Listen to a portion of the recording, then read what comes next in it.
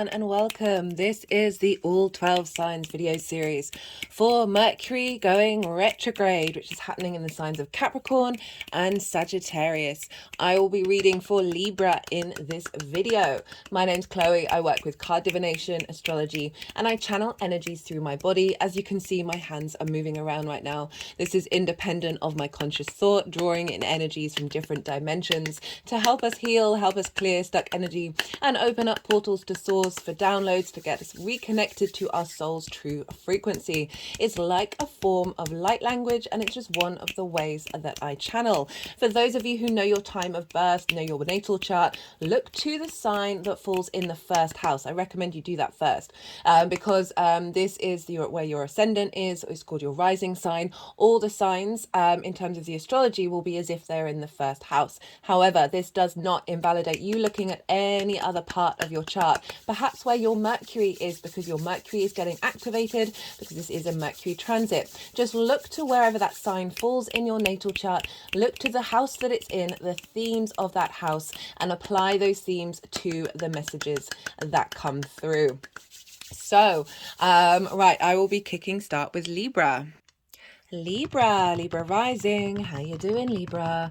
For those of you tapping into the Libra energy and it doesn't fall in your first house, which is your rising sign where your ascendant is, look to the house that Libra does fall in. Look to the themes of that house and apply those themes to the messages that come through. It's as if that Libra energy, with all the connotations of your natal chart, celestial bodies, astrological points, themes, have now all moved to the first house. So take what resonates, leave what doesn't.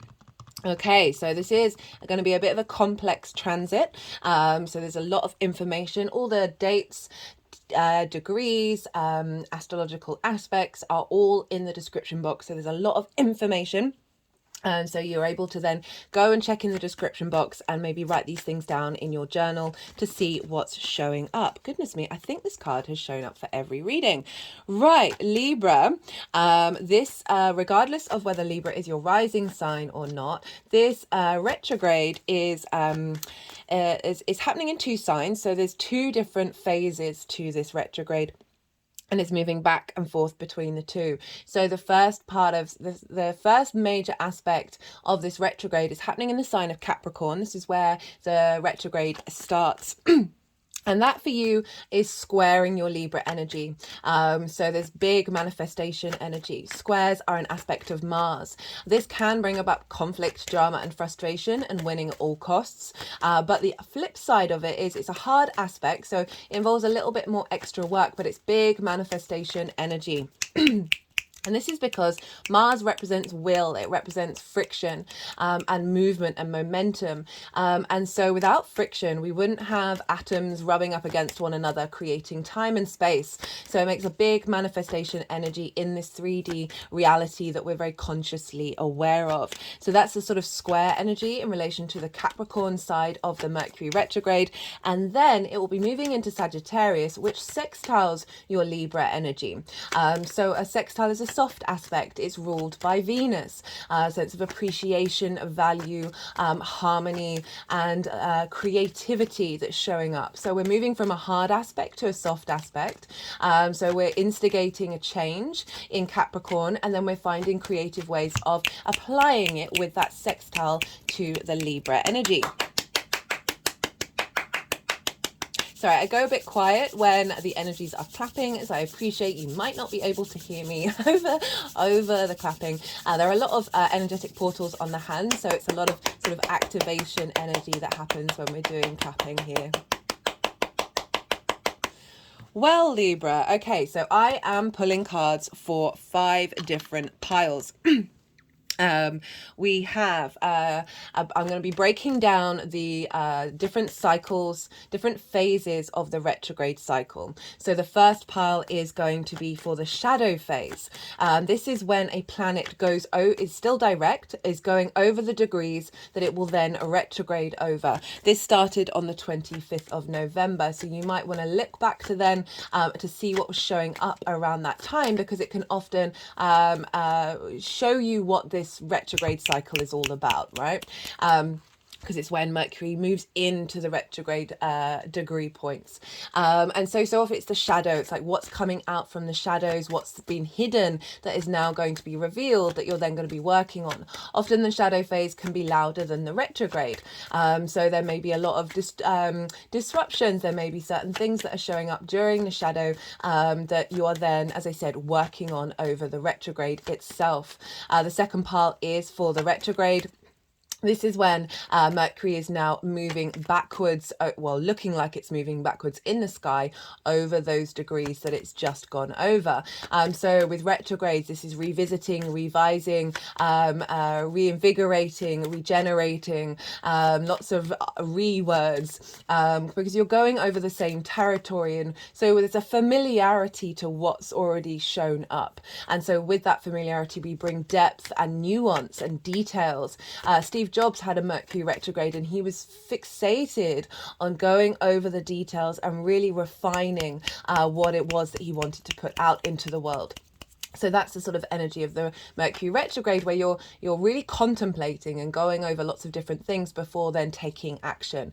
So the retrograde phase, so often it's advised not to sign contracts over a retrograde, and this is because sometimes we may miss something in that contract that then blows up later on without having looked at it. This is a great time. Mercury retrograde is a great time of going over a project. It's not about putting that project out in the world, but like really getting into the weeds with it, getting into bringing depth to it, bringing a deeper sense of meaning. You may miss some, with the retrograde, it can help you find things that you may have missed if you just gone straight ahead and put it out there. So too with contracts as well, because this can give you a time to go over those contracts and revise them and amend them. But go with your intuition, right? So I'm always very averse to saying, oh, don't do this, don't do that, because we're all here as a universe individual, in its own individual form, and what the universe wants is to cultivate our individual source energy. So it's about cultivating and understanding what's really right for you. Yes, there are certain things that may be a little difficult over a retrograde phase, but if you've just got a knowing within you, then go ahead and do it. With retrogrades, this can be people coming back into your life to share information with you. It doesn't necessarily mean that they're going to stick around. I remember in a previous retrograde, I had someone who I'd not spoken to in years, and they left me a voice note. And they just reminded me of a part of myself that I had forgotten, and then we haven't really spoken since. So these things can show up. They can be past relationships, past work colleagues, past friendships, or just somebody who, as I said, is just coming in because it's Mercury and sharing some information to help facilitate that retrograde phase. These also can be people coming back in your life where you are instigating a new cycle with them. It all depends on the vibe and obviously personal to you, but these are sort of certain things that can show up. But overall, this is an energy of revising and revisiting how you bring about flow and information and understanding of how you express yourself. Mercury's linked into communication, commerce, traveling. There's a sense of movement, of flow, right? For me, the key word is flow. Everything is communication, and Mercury is the fastest moving planet, and it wants to be able to bring speed and movement to that. And so it can feel a little difficult being retrograde, but as I said, this is really useful because it's all retrograde planets, even if they are a bit difficult. If we're just steaming ahead and going direct all the time, then we might miss out on some side quests. We might miss out on some certain information that is then actually going to fulfill certain plans and ideas that you have moving forward. So they're a great time to pause, to slow down, and to reflect. Another re-word. Right, so that's the retrograde second pile. And then the third pile is the direct motion. So this is the momentum moving forward. So this is the third time we're going over those degrees again, and it's a forward motion. So we're taking more action. We may have some more wisdom and understanding about what roadblocks and difficulties and limitations that may have shown up that actually served us. And now you're able to sort of work through those problems with more determination, more action orientated with that direct motion. Now, the fourth pile is post the retrograde cycle, and this is because I often find that when with all retrogrades, that it's often not until that planet moves beyond the degree that it retrograded over, that things really start to get going. So I'm pulling some cards for that one as well. And then we're going to get a final card which represents the Sun Mercury Cazimi, and this is happening at the midpoint of the retrograde. This is when the Sun and Mercury conjunct one another. This is happening on the day of the winter solstice, so we get downloads from the Sun at this point, and this is when Mercury moves from being the evening star to the morning star. So it goes from being sort of more yin energy of looking to the past, of nurturing, of nourishing, of going over a strategy of the evening star, to more the direct motion, the extrovert, the taking action and looking towards the future. So that's the midpoint of the retrograde. It's happening on what's already a very powerful portal day, which is the winter solstice, which for me is a form of new year. I look at it as the new moon of the yearly cycle, because this is when the sun starts getting taking up more time in the day, right? So yes, the nights are still longer, but now they're getting shorter and the day is starting to move forward, and so it's a great time of setting intentions around that time, as well as the new year, which I will talk about in a little more detail when I go into the astrology of it all. Okay, so Libra rising, where is this happening for you? Oh, interesting, lots of fives. There's been some so far, I don't want you getting nervous about the cards. So far there's been a lot of difficult energy at the front of the reading, and big transformations, because this is the final Mercury retrograde that we're having in the sign of Capricorn, with Pluto being there. Pluto's going to go into Aquarius for a while and then dip back into Capricorn next year, but there won't be a Mercury retrograde in that sign. So this is the final one, and it's really shown up in the readings of like some big karmic energy being cleared out for us collectively. This is also instigating a new cycle of fire sign retrograde. So this year we've had earth signs. We had a Capricorn, just a Capricorn retrograde at the end of last year and the beginning of this one. Then we had the Taurus retrograde, and then we had the Virgo one. Now we're moving into fire signs. Next year it will be just in Aries, and then we'll have one that's a little bit in Virgo and then mostly in Leo. So we're really moving into a transformation of spirit, a transformation of our will, of our passion, of our creativity, of our drive, but really fire is spirit energy, so it's a real revamp in those areas of our lives. Now, Libra rising, where is this start kicking off? Well, we're kicking off, the retrograde will start in the sign of Capricorn and then move back in to the sign of Sagittarius. So for Libra risings, Capricorn is in your 4th house. This is squaring your Libra rising. This is your rising sign, is how you embody your sun or your moon in your actions and your deeds. This is the lens in which, depends if you've got a day or a night chart, which luminary rules you, but it's the lens in which that luminary expresses itself. It's your body, it's your vitality, it's your character. This is the house of you, and it's often how other people see you, because they see the actions that you take, your embodiment, rather than perhaps that cognitive or emotional personal side of the luminary. It's a very personal house, it's a very pivotal house, and you have the first part of this retrograde, nearly said renegade then, that might be relevant to some of you, is squaring that. And as I said, squares are an aspect of Mars, so we're instigating something, we're bringing in we're creating a little disruption and a sense of friction in order to create something new. And Capricorn in your 4th, Capricorn is the collective earth sign. It's cardinal in nature, like you, Libra. It likes to instigate. There's an element of leadership. It's ruled by Saturn, which can be a bit of a no planet. Saturn's all about integrity, responsibility, due diligence, and with that integrity we connect to our legacy. There's a level of commitment and authority with Saturn, but it can be a bit of a no planet. And what I feel with this retrograde is that Mercury is able to say no to certain things. It's instigating a no, that is releasing things that don't serve us anymore, and transmuting that energy when it goes into Sagittarius with Jupiter, which is more of a yes planet and more expansive. So I really like this combination. Now, Capricorn in the 4th. So the fourth is your roots and your foundations.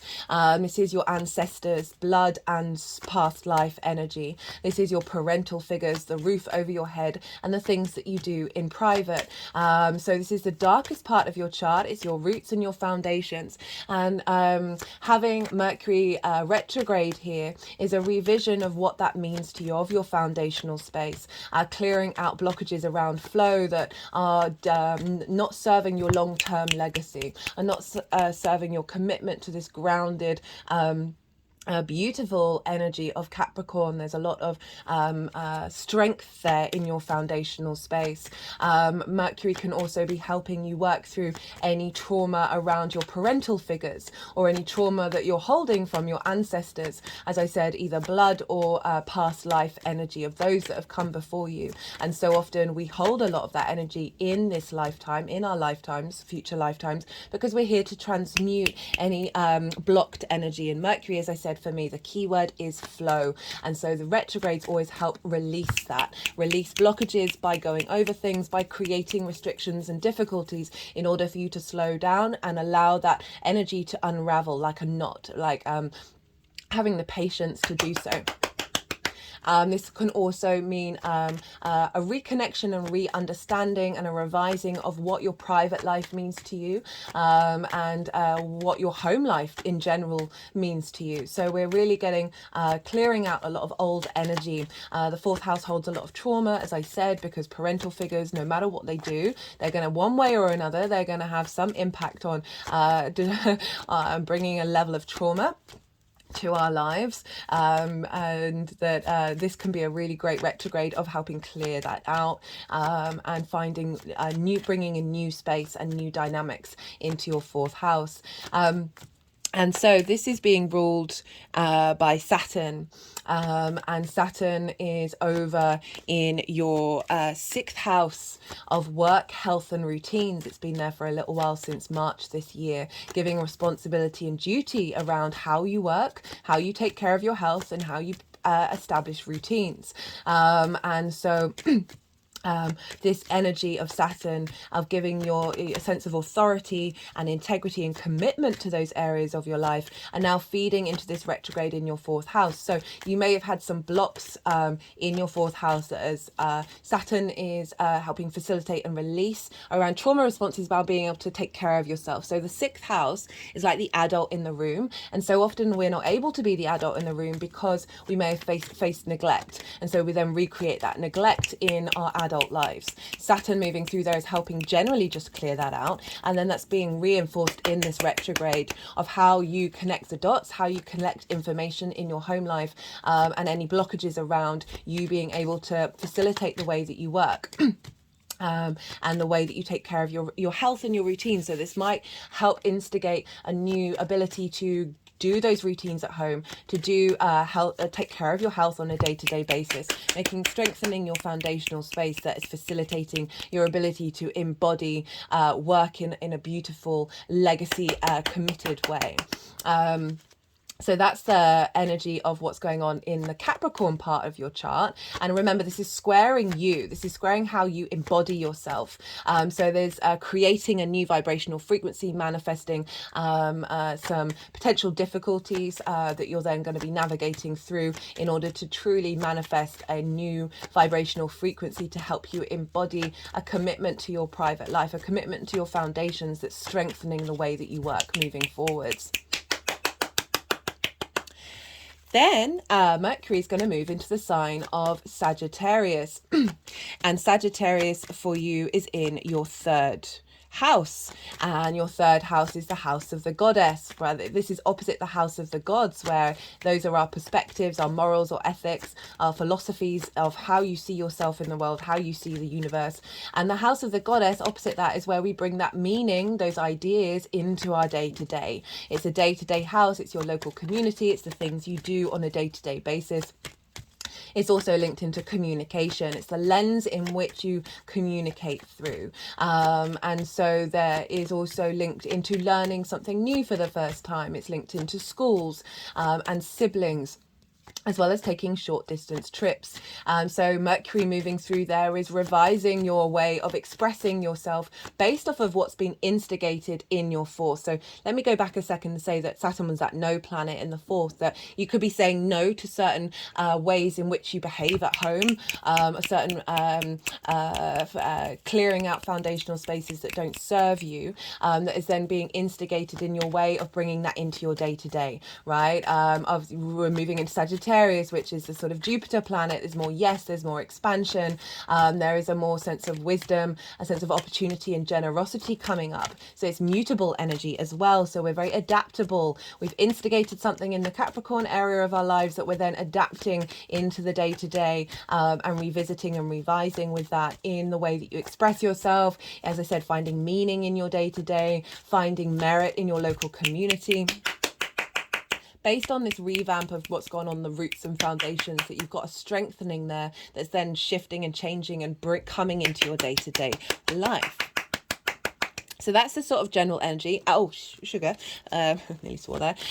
This is that Sagittarius energy is sextiling your Libra energy. So as I said, moving from that Martian energy of instigating something and then bringing in a more flow, more creative ideas, a sense of appreciation and value of understanding how you communicate, that's strengthening your foundations, finding more creative pursuits, perhaps in your local community that is coming from this new instigation. We also want to look to where Jupiter is for you, because Jupiter is affecting that Sagittarius part of the Mercury transit, and that is over in your 8th house. It's been in Taurus since May. It's been retrograde for a little while, so you may have had some restrictions around that expansion in the resources of the outside world, right? This is the give and take between you and the outside world: time, money, things, energy, ideas, intimacy. This is inheritance, 3D and cosmic inheritance. This can be big chunks of money, bonuses, commissions. This can be linked into taxes, mortgages, loans, those sorts of things. But if we want to focus on the energy of the give and take between you and the outside world, the give and take between you and source energy. So it's a very magical house. I always like to mention how Edgar Cayce, a very, very famous psychic, had a stellium of planets in the 8th house. So it's that ability to give and take between the universe, right? The 5D, as well as the 3D world. So Jupiter moving through there is providing a sense of wisdom and understanding about how you give and how you receive, and transforming that energy and finding depth and finding more faith in the fact that you may have felt not supported by the outside world. And with the retrograde, it would have been questioning your faith around that. But later on in this transit, Jupiter's going to go direct. So that's going to really shift gears for everybody of everything that we've been going through with that Jupiter retrograde. So the 8th house of the give and take between you and the outside world is impacting how you understand how to communicate, right? And really finding a deeper sense of knowing, of expressing yourself, where you're not, say, you're giving too much or taking too much, or prioritizing the needs of others over yourself. This is finding balance with that and finding a deeper sense of confidence within yourself of what those resources mean to you. Perhaps there may be more opportunities coming up later at the end of the transit around what resources are available in terms of your local community and the way you find meaning in your day-to-day.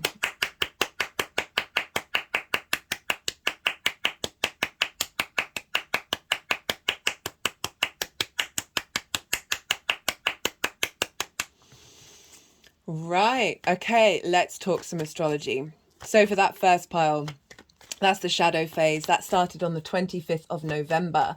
You might want to go and look back around the 25th to see what may have shown up in relation to the themes that I just talked about in terms of your 4th and your 3rd house that are linked into the way that you work and the give and take between you and the outside world. But so often around that time when planets go into the shadow phase, this is like highlighting what the retrograde's all about, because it's going into that 1st degree, so it's activating that retrograde cycle. So there may have been something, someone may have got in contact with you, something may have just shown up, you may have had an idea, a revelation, something may have shifted within you that we are then now working on. So often the shadow phase, as I said, can be louder than the retrograde itself. This is going on until the 13th of December, when Mercury's going over those degrees. It's then going to retrograde over. And so we're getting clues and hints about what that retrograde is all going to be about. Sometimes this often means that we are working on an unconscious level with the retrograde energy.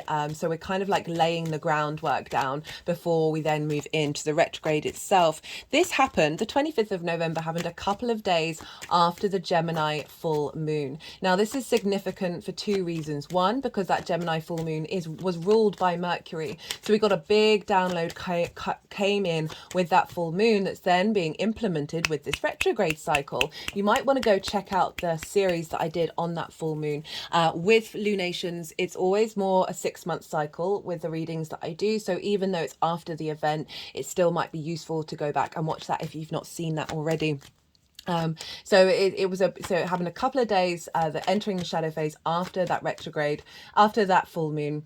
And it's also significant because there's a certain aspect that Mercury made with Neptune when Neptune was still retrograde, is squaring Mercury, of bringing in a new reality from source energy. And we're going to have that square later on when Mercury then moves direct and Neptune will be direct. So what was downloaded at that time is then going to unfold in relation to the forward motion of Mercury in this cycle. So the retrograde itself, I'm going to be talking about the aspects that the major aspects that Mercury is making at these pivot points, at the retrograde, at the direct space, because they're going to flavor the rest of that part of the cycle. So we've just had the shadow phase. And then the retrograde phase on the 13th of December is happening 8 hours after the new moon in Sagittarius. Now, that's obviously significant because Mercury's then going to retrograde into Sagittarius. So that new moon instigation is then going to have all the wisdom and depth fed into it from this retrograde cycle. And so that was 8 hours after the new moon that we're then going to be revisiting and revising things. Mercury is also making a trine to Jupiter. So it's starting off in Capricorn. So we're instigating in the 4th house part of your chart. It's making a trine to Jupiter. So a very supportive aspect. This is a soft aspect. It provides inspiration, wisdom, expansion, this sense of, with that wisdom, we have a deeper knowing, and that's when the sort of the opportunities and the abundance and the luck can come in. However, Jupiter is still retrograde at this point, so we might not necessarily see that manifest, but it's a good time to really connect to your sense of knowing and the details that is coming up around your 4th house. So it's a very supportive energy from the give and take between you and the outside world. Perhaps this is involving people that you live with, or perhaps this might be if you're looking to move, that you might be getting a bonus so you can pay a down payment or something like that, that something's coming in from the 8th house of the outside world that is providing you some wisdom at the beginning of this retrograde phase that Mercury's then going to take with it throughout the retrograde. So we're getting a lot of support from Jupiter, as I said, providing that deeper wisdom. It's a longer term cycle planet, so it's part of it's instigating part of whatever is being transformed in your 8th house that's then feeding into your 4th, and making sure that your relationship dynamics, and this can be your dynamic with yourself or with spirit in your private life, so it might be like doing some meditation, connecting to source energy on this day, in order to sort of get some support with this retrograde. We've also got a lovely sextile with Venus. So we've got the two benefics making soft aspects to Mercury. This is providing a lot of generosity and a lot of support and a lot of value and love to this retrograde cycle. Now, Venus is in Scorpio, which for you is in your 2nd house of how do you value yourself? What are your resources to make money on a regular basis? Speaking of resources, 8 of Pentacles. This is how you manifest the skills and tools that you have, but it's how the things that you value, but most importantly, how do you value yourself? Venus moving through here can help bring some harmony and a sense of love, of understanding of how you value yourself. And so this is making a sextile to Mercury, which is the aspect of Venus, of finding love, appreciation, harmony, and creativity at the beginning of this retrograde, of making sure that your roots and your foundations are in alignment with the transformation that's happening with Venus moving through Scorpio in your 2nd house, that is facilitating strengthening those foundations based on this this understanding of value of who you are. It's also making by sign a sextile aspect with Saturn over in Pisces, which, as I said, is in your sixth house of work, health and routines. So again, this is an aspect to Saturn, but it's a soft aspect. It's a supportive, creative aspect. It's filling Mercury up with creative and inspirational ideas, that trine and the two sextiles with one another during this retrograde cycle. So we're getting a lot of support. And as I said, this is the final retrograde we're having with Pluto in the sign of Capricorn. So a lot of karmic clearing out for us all. Now, the direct motion, this is happening on the 1st or 2nd of January. Oh, no. Okay. So I keep forgetting to mention the Cazimi. I keep leaving the Cazimi till last. So I'm going to be pulling one card for the Cazimi. This is happening on the 22nd of December. This is the winter solstice. As I said, this is a big portal. And so we're getting the sun conjunct Mercury, which is when Mercury gets downloads from the sun of your vision, of like where your purpose, your animation, there's some clarity, some wisdom coming in from pure source light energy that's then feeding into Mercury. So it's the midpoint of the retrograde. This is when Mercury moves from being the evening star, which is more looking to the past, to the morning star, which is looking to the future and taking more action rather than cultivating and strategizing, which is more the evening star. So this is when we can get downloads around that give us support around what we've been working on during the retrograde. So I'll be pulling one card for that to sort of see what boost we're getting from the sun to help Mercury on its journey. And as I said, that's happening on the 22nd of December on the winter solstice. It is again making the sextile to Saturn and the trine to Jupiter. Jupiter is still retrograde at this point, so we're still getting a little bit of restriction from the support from Jupiter. Then on the 1st or 2nd of January, depending on where you live, admittedly, it's going to be quite late in the evening on the 1st of January. For those of you who, I'm going to be putting the times in the description box because, right, setting intentions on the winter solstice is a really wonderful thing to do because it's getting you in alignment with the cycles of nature. But it's also really great, obviously, to set intentions on the new year because then you're in alignment with this mathematical calendar that we have, right? There's sort of most of the world lives by.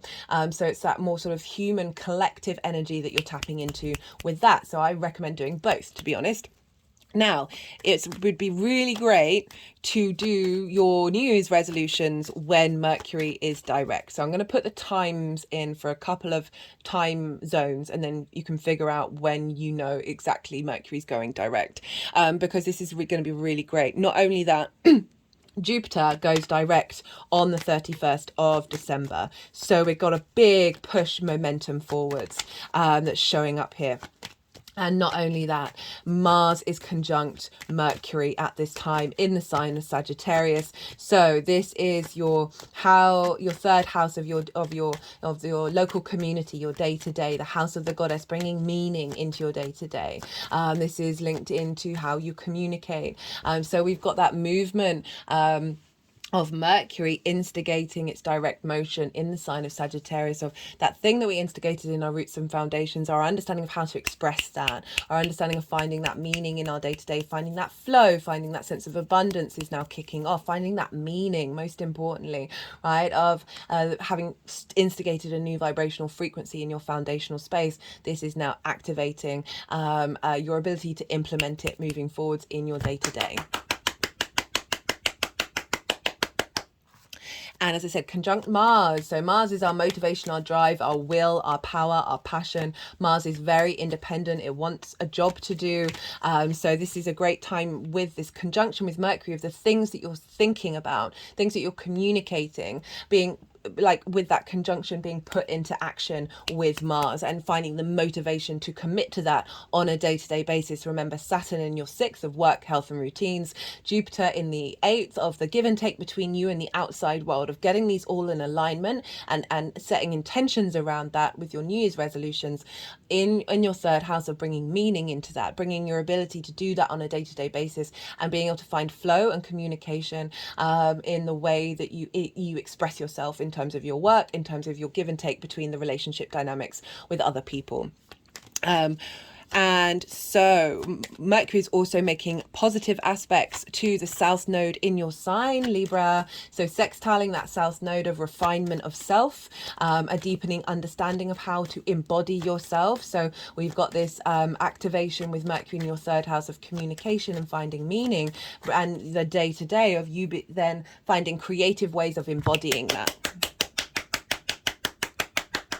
And a releasing of old structures that no longer match that vibrational frequency.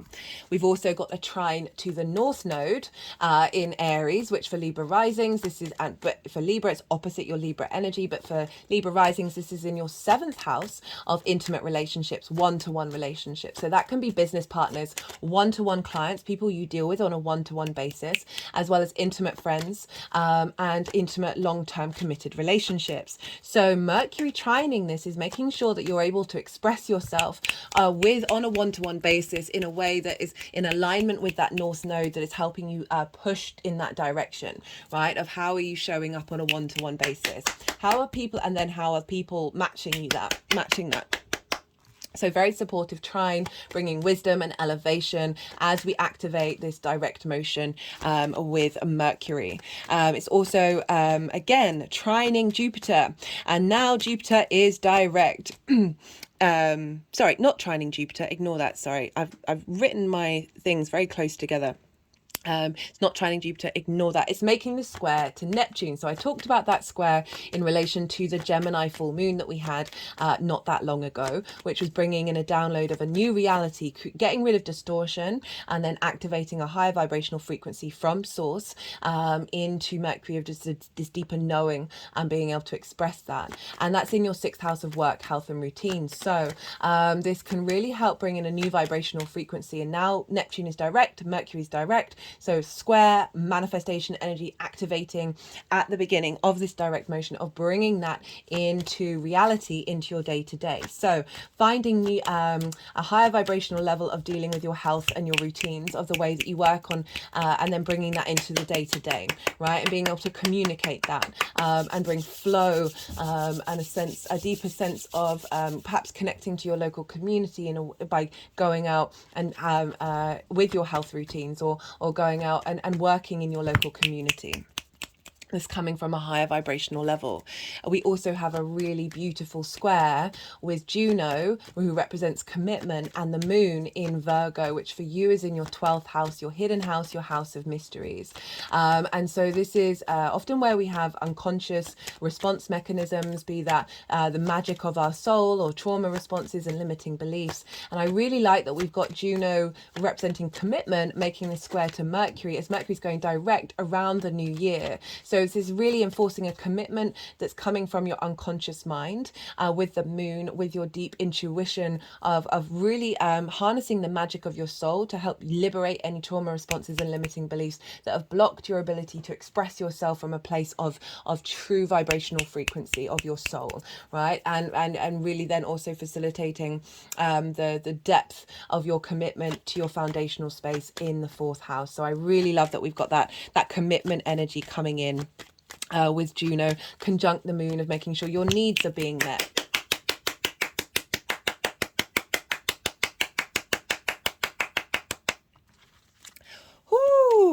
Okay, now then we've got the post shadow I've written post shadow, I shouldn't have written post shadow, so I keep reading it out. The post retrograde cycle phase. So this is happening on the 21st of January. And this is when Mercury is going beyond the degree that it retrograded at. And this is, again, we've got a conjunction with Mars, but this time in Capricorn. Mars loves to be in Capricorn. You might find yourself being more active in your home life, taking action around that, really committing to your legacy of your foundational space, and just finding more motivation and drive to do things in your private life that are facilitating this forward momentum. So we've got this, not only have we got Mars and Mercury sort of conjunct in Sagittarius at the direct motion, but then we have it post shadow that's facilitating that activation of that new vibrational frequency that's coming in with the Capricorn side of it. That's making sure that your foundations are strong in order for you to be able to embody your work in a really healthy way. So Mars, Mercury conjunct one another. This is being able to communicate and understand your needs and your motivations and drives when it comes to your foundational space. And then we've got the trine with Jupiter, but now Jupiter's going direct. So we've got a real supportive energy coming from your the outside world, your understanding of what you give and what you take and what others give and take in relationship dynamics, that are providing deep wisdom and understanding and elevation of that frequency, coming from your foundational space, that Mercury is then being able to communicate in a way and draw information in a way that you can perhaps spot when relationship dynamics aren't going to serve you, and have that confidence and motivation to commit to your long-term foundational legacy with Mars. We've also then got the sextile with Saturn. So again, we're getting creative, a sense of appreciation of your commitment to your legacy in the way that you work, that is facilitating this spurt of Mercury being in the sign of Capricorn, which is able to think about the long plan, put in a strategy for the long plan of how you're going to really like bring big manifestation energy, because we've got Mars involved as well to this next part of the cycle. So that's a lot of information. There's a lot going on. As I said, all the things are in the description box. I think I might actually write out for each sign the different houses, just to make it a little clearer to then go back and reflect on, because there's a lot going on. And you know, as I keep saying, this is the final retrograde in Capricorn with Pluto, so a lot of big energy is getting cleared out and really opening up space for a new vibrational frequency to match where you're at and what you're doing. Speaking of Capricorn. Okay, so that is kind of everything that I wanted to say, except do look to where your Mercury is in your natal chart. Look to the house that it's in and the themes of that house, because those themes are likely to show up in relation to this retrograde. And so that can add on a personal level of understanding of what this transit means for you beyond this sort of general reading. Right, I'm going to go quiet. They're still shuffling, so I'm going to keep shuffling until they put the deck down. But I'm going to go quiet and I'm going to soften my mind. And once the deck's gone down, the energies are going to move through me. They're going to move the cards around. They might do some energetic work, and then they'll put the cards into the piles, and I'll come back round and I'll bring in the tarot with the astrology. So because we've had the yang day action side of the reading, the go, the stimulation, the extrovert, and now this is a little bit of yin, night, rest and digest, because we need that as much as we need the action. And so I call you to soften your mind as well. You just had so much information. Don't try and force it. Just let it all settle into your unconscious mind, and then see what intuitive hits come up while we have a little bit of yin time.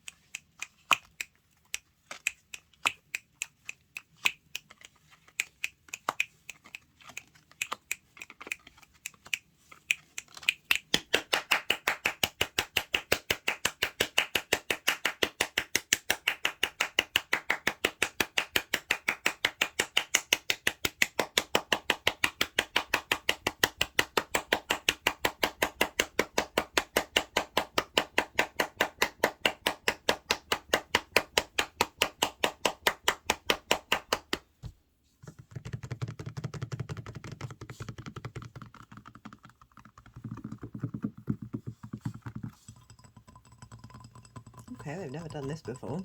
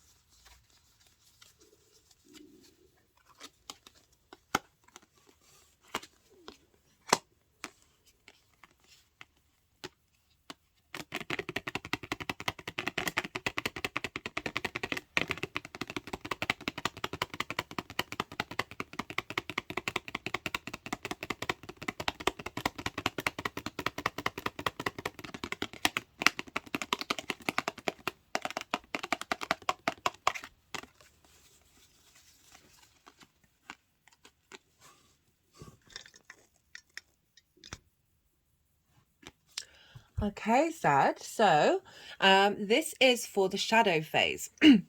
Now, interesting, the star card is also involved here, but it feels like the star card is part of the shadow phase and the retrograde phase as well. So we've got the moon and the page of wands, which is a really interesting combination.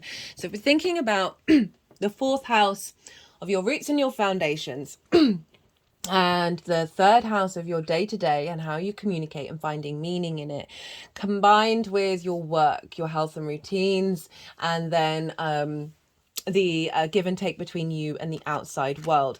Now, the moon card is a very nuanced card. This is Pisces. So we've got an activation of that sixth house as well. And the moon can represent illusion and delusions of not seeing things clearly, as well as really tapping into your sensitivity, your psychic abilities. They're tapping around my third eye here. And I feel like it's a mixture of those two themes, okay?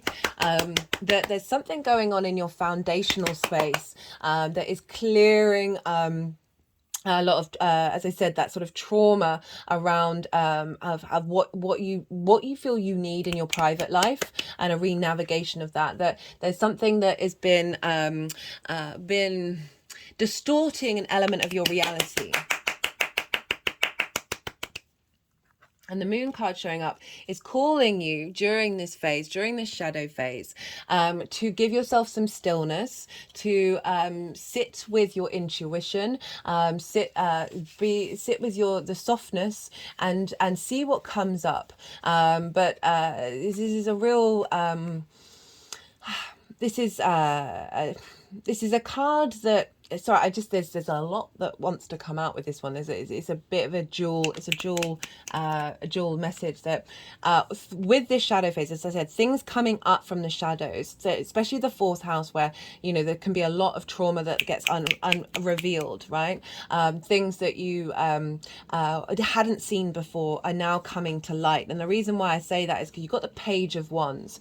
The page of wands is bringing light messages into your sphere of, like, basically shining that light. It's fire energy, finding new messages of passion and drive and motivation that I feel like this moon is both blocking and also creating space for new intuitive ways of understanding who you are when it comes to your foundational space, and then how you express yourself. So that's the sort of second side of it with that shadow phase, of that Sagittarian energy, of being able to communicate these messages from a very soft and psychic space, right? Like, you're getting the support from the ancestors, but you're getting this realignment of how you communicate.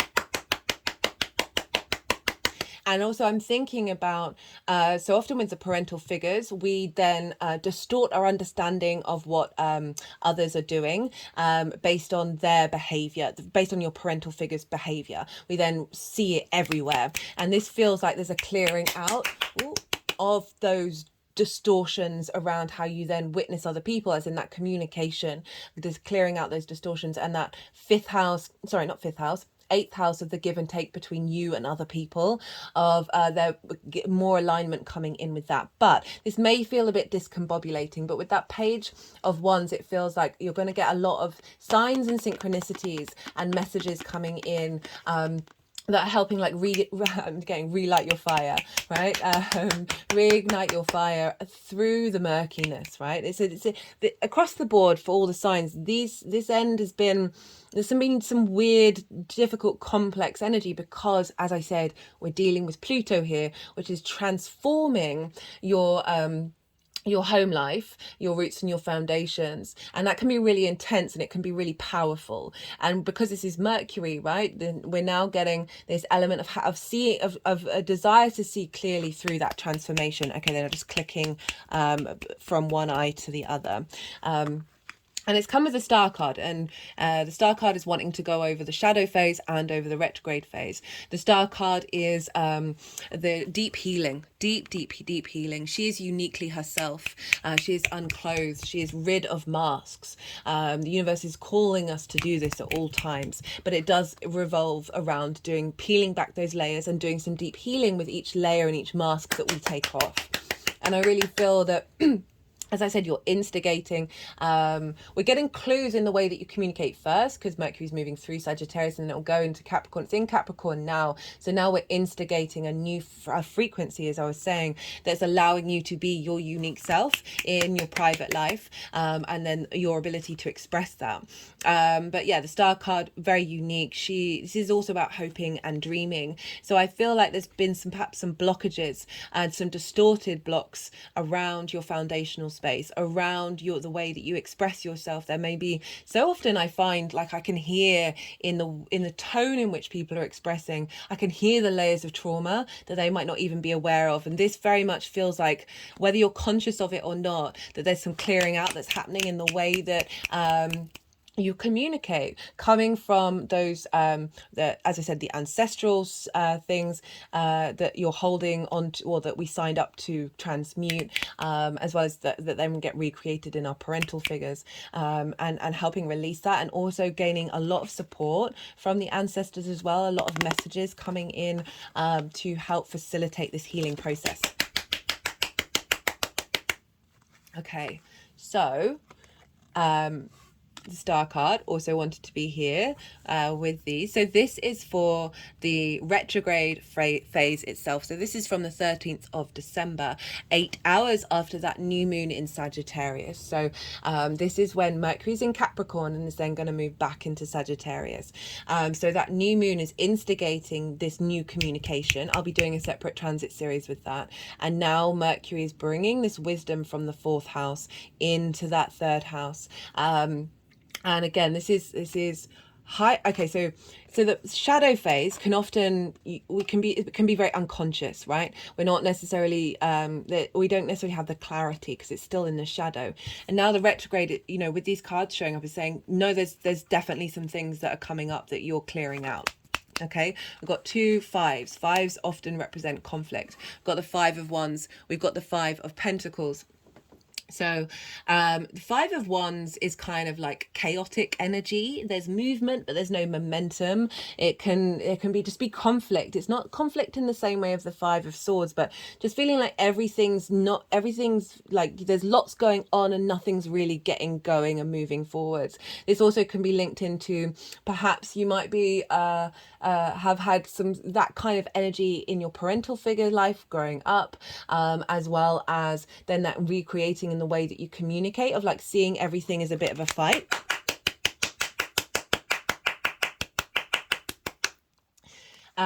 And we've got the 5 of Pentacles, and this is feeling left out in the cold and not feeling supported. This is these figures have been in that position for a long time, so it's a scarcity and a lack mentality. And often I see this card show up when I'm doing 8th house transit series, because it's that give and take between you and the outside world, of just feeling like you're never getting what you need, and you're just simply not supported, and there may be like conflict between the resources about what it is that you're able to get. And then if we tie this into the 6th house as well, this could be that just sort of trying to get that work, health, life balance. Right, lots of different aspects of your life all trying to vie for your attention, and just feeling like you're not quite getting the momentum going with any of them. And then we've got some really powerful major arcana showing up. So this is quite phenomenal. We've got the Devil card. This is Capricorn. We've got the Death card, which is Scorpio, and then we've got the Star, which is Aquarius. But just in general, the transition we've got here. So the Devil card can link into addiction, to things having a hold over you. But what I've been getting when this Devil card has shown up in this series is Capricorn puts in the hard work. Capricorn is there's a stability to it. This is like earthly realms of being able to implement this new journey into the 3D world, right? And having the strength and the will and the drive to be able to do it. Right, so we're moving away from the moon, and we're which is sort of a very soft energy. There can elements of illusion, of not seeing things clearly in the moonlight. And these cards are being like, there's a toughness to these cards, where it's like this retrograde is helping give you the strength to be able to clear out layers of trauma around these five cards. And it's with the Death card, so it's saying that you have the capacity of being able to transmute this energy. I want to say another thing about the devil, because it is linked into addiction. That for those of you, I mean, we're all addicted. If you've got a phone, you're addicted. There's no getting away from it. And hats off to you if you genuinely are someone who isn't addicted to things. You are a rare beast. Speaking of beast, that this does link into things that have had a hold over you. And so these are I was talking about how a lot of this can be energy from our parental figures, from our ancestral figures that have had a hold over us, that this is now, there's a release of that, of those bonds.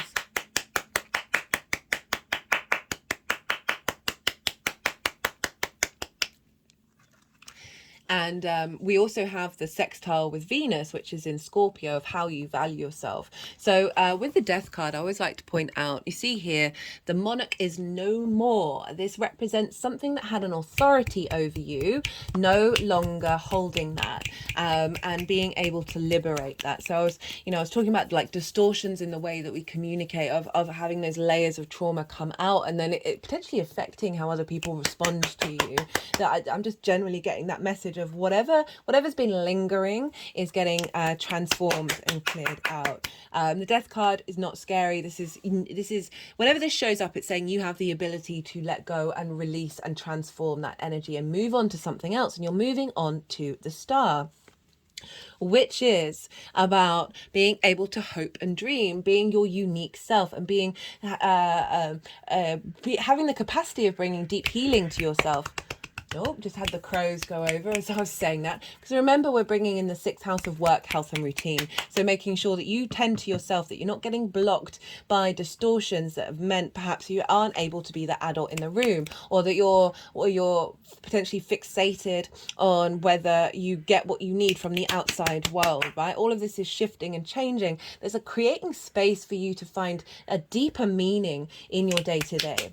Right, and then like having that really strong foundational space. Now this card, the 9 of Cups, this is for the Cazimi, and this is happening on the 22nd of December. This is the winter solstice. This is when the Sun and Mercury conjoin one another. So this is a very transformational energy, very different to what we're dealing with. And this is happening like at the midpoint, so in between. This is when we're still in the retrograde, but Mercury will be moving into being a morning star. So we're looking forward. So we're moving away from scarcity. We're moving away from conflict energy and like perhaps ruminating too much over that, right? That page feels like it's bringing in different ways of looking at those frameworks. And with that 9 of Cups, the 9 of Cups is the genie in the bottle, the wish fulfillment. But for me, look at this figure. This figure is very confident and comfortable in their existence. And so the way that we tap into that is gratitude. Right, and this is saying that there's a new vibrational frequency coming in with that Sun conjunct Mercury in your 4th house, of you finding the ability in your roots and your foundations, and then that's feeding into your day-to-day and the meaning. This could be really being able to, it's something I've started doing, is going through, before I go to sleep, is going through the day and finding all the things I can be grateful for. Roof over your head, being able to drink water, all of those things, being able to, I've got plants that I really love, that the fact that they're in my life and that they are here with me, like little things like that. And it's really shifted. I've been going through quite a difficult time for the last couple of months, and this practice, and I have another meditative practice that I do after that, where I envisage a fire egg around me, and I go through the elements, and I finish with the mirrored egg of love, where all negative energy that comes towards you is reflected back with love, and then I put a mirror on the inside as well, so anything within me is reflected back with love. It's because love is the 5th element, right? So, and I've noticed a huge difference almost immediately of doing that. And this is a sense of gratitude, that of being at peace with all that has come from the past, and being able to look to the future with a sense of joy, with a sense of feeling content within yourself, right? Which can be really difficult. But I love that that's showing up with the fourth house, right, of your foundational space and your ability to communicate that with yourself and finding that meaning in the day-to-day rather than that scarcity, that's then linked into the give and take between you and the outside world, perhaps no longer seeking anything from the outside world and finding it all within you can be a really healthy practice of say you give and you don't receive in the way that you give, and that can cause resentment and that can cause frustration. If we think about Venus moving through Scorpio, of really transforming your understanding of your own value that isn't linked into other people. Because Venus, I've not really talked about her so much in any of these readings, but she's basically kind of ruling this whole thing, right? She's going to be ruling everything until until Mars moves into Aries. It's going to be in a while. So because everything links back to Venus, because the outer planets are in signs that then link back to Venus. So she's basically ruling the roost right now.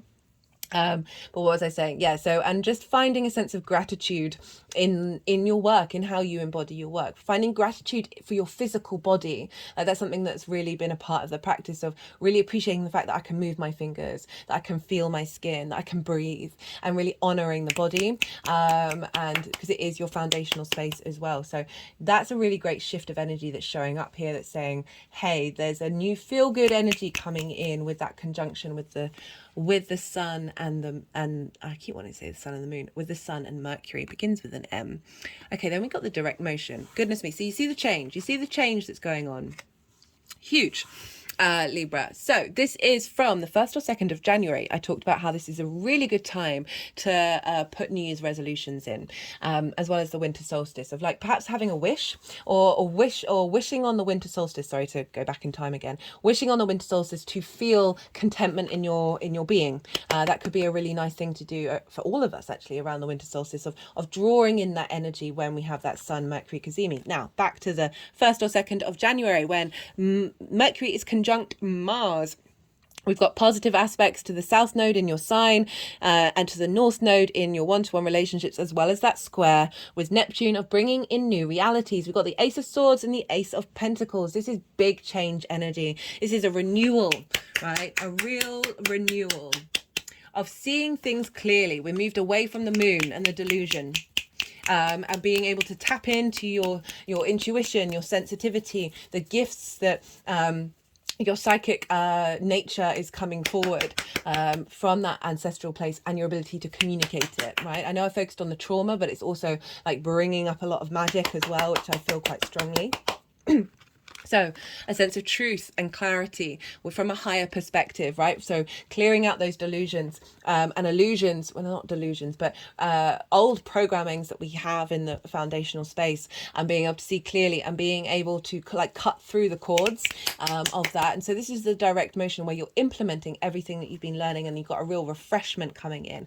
The Ace of Pentacles, so we're getting really grounded, a new way of embodying your 3D existence, right? Think about the 6th house of work, health and routines. They're very 3D energies, as well as the give and take between you and the outside world, a new dynamic coming in with that is a fresh new beginning.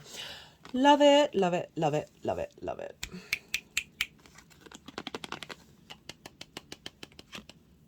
Okay, so they were just tapping on the become a white magician.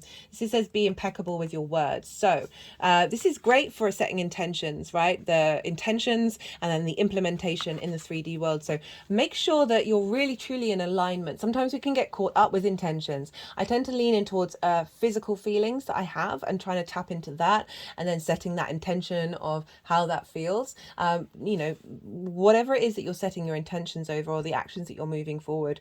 Be impeccable with yourself. Be integral. It's another way of saying of being integral with yourself, of making sure that you are in alignment with this new frequency. And being kind, I want to say be kind to yourself, because this difficult energy can also then show up again, right? It's not that it like completely disappears. It's just the way that you work with it shifts and changes. And so like really be mindful of the fact that you are getting this refresher, that if these old feelings do come up, be kind to yourself with it, but let yourself feel it, but don't hold on to it. And really allow the words that you say to yourself to reflect this higher vibrational frequency that's coming in. Okay, but also like don't I always try and be really mindful of this, because sometimes when we're not doing all of that, we're like, oh my god, I'm not operating at a high vibrational level. It's like, well, no, you're still operating at your soul's level of what your soul needs to do in that moment, and not like holding onto it and pulling it you further down into that pit. We really just have to be so unbelievably kind with ourselves, because we can lean into self-flagellation over and over again. So for post retrograde cycle, got the 8 of Wands, got the 3 of Pentacles, got the Knight of Cups. Whoo, love it, right? Alignment. Things are going to start moving that are in alignment with this new frequency. Right, just go with it. Just go with it. But this overall is alignment. You see, unlike, where is it?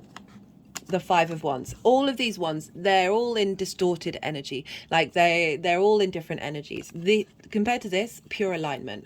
So there's a real shift that's then getting activated after this retrograde cycle of you just being able to be in your flow. And it's coming with the 3 of Pentacles. This is collaboration. And I love this showing up for the 6th house and the 8th house, right? The give and take between you and the outside world. And also work, health and routine. So getting those in alignment. This is about mastery as well. This figure knows what the skill that they have. And what they have to offer, and they are just doing it. They're not seeking outside validation, they're not seeking anything, and through that they're bringing towards them other frequencies that have skills to offer, that to collaborate to make something beautiful and long lasting. So with the 3rd house of your local community, this could be through your 4th house of knowing your true foundations and your own mastery, is then getting reflected in your 3rd of like drawing people towards you in order for you to collaborate. However that shows up for you, that may be getting routines in, establishing a health program in your work. This could also be more collaborative energy at work, as well as the give and take between you and the outside world. So this can be with you knowing your own value, this is drawing towards you the resources that you may have felt like you've not got. And allowing you to then build these new foundations within yourself. This also can be all the different versions of you in collaboration with one another. This can be your ancestors coming in and collaborating with you on a vibrational frequency that's helping facilitate this new strength of foundations that you have. And your ability to understand and see the details and get the synchronicities, right? Communication on a day-to-day basis. This is where synchronicities live in the 3rd house. Well, they live everywhere, but you know. We've got it with the Knight of Cups. How lovely is that? So knights embody their action. So this is you taking action from a place of love rather than from this place of scarcity or this conflict energy. This is rather than that sort of, as I was talking about, that just sort of distorted vibrational frequency in the way that you communicate. The Knight of Cups is moving through life, enjoying life, finding satisfaction, finding love, finding appreciation. So this is really harmonizing this shift in your foundational space that's allowing you to move through your day-to-day with more love and affection, being able to communicate and express both to yourself and to the outside world, connecting to the universe. And getting inspiration and intuition coming in, that's then helping you then put that into action. All of this aspect in your 1st house of your embodiment of self, in alignment with you feeling good about the way that you work, you feeling good about routines and health, and like being able to find the love and the motivation to be able to do it. This is also can be a sense of a give and receive, in a balance of love coming in from the 8th house. Whoo, a lot going on. Interestingly, we've got the 5 of Swords, which is what I was talking about at the bottom of the deck. So we've got a bit more conflict that I feel, you know, it's in reverse here. So it's saying that energy of conflict is definitely getting cleared out. That would make it 3 5s. Yeah, really shifting that for you. Right, okay, let's get some clarifiers for you, Libra. I've got the Tower, alarm, storms, electrical impulses, lightning. Okay, so we've got electrical impulses. So this is gleaming. The tower pulls down structures that no longer serve us. It showed up in Scorpio's reading as well.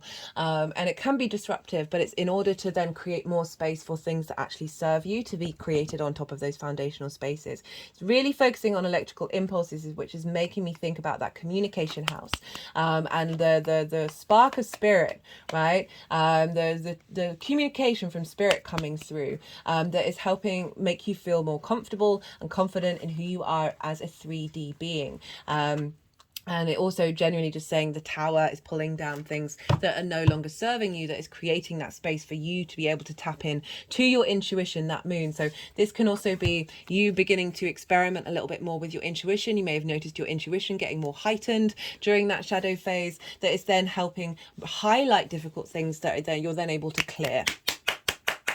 Okay, let's get one more. One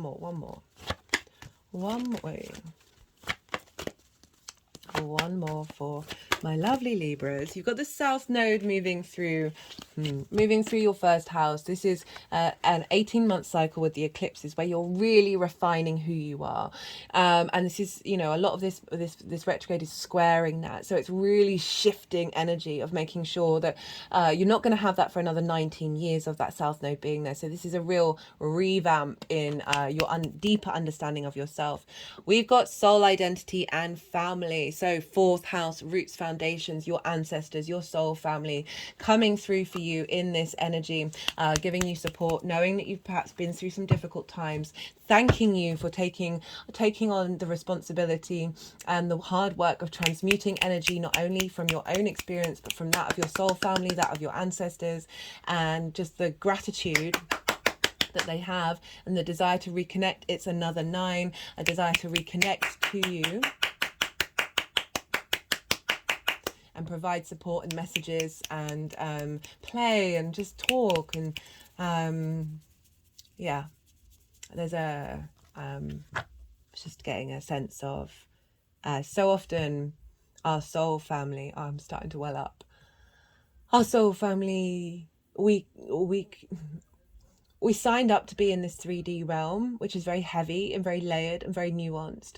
And the connection and the communication, the clarity of that communication can be so blocked with our soul family. And there's always this sense of that, you know, I think so many of us feel this just innate pain of separation that we don't even really understand, that we're missing out on, that there's something missing, that there's something missing in our being. And so often that is the connection to the clarity and the connection and the conscious connection to our soul family. And they feel it too. And it must be heartbreaking for them to witness it in the other dimensions and see that separation and miss that connection, while also cheering us on of the journey that we make to then reconnect. Sorry, Libra, I haven't cried in a video for ages. Okay, sort yourself out, Chloe. Right, final clarifier. Final clarifier for my lovely Libras. You've been going through it. You're going to be going through it. Oh God, I'm going to start bawling. Oh, and with those difficult cards of perhaps not feeling that love, not feeling that connection, and having gone through trials and tribulations to try and get to that space, I love that that's shown up. Okay. Okay, I'm going to leave it at that, Libra, because I need to go and have a cry. I need to go let that energy out. Be good to yourself, Libra. Be good to those around you. And most importantly, be well until we meet again.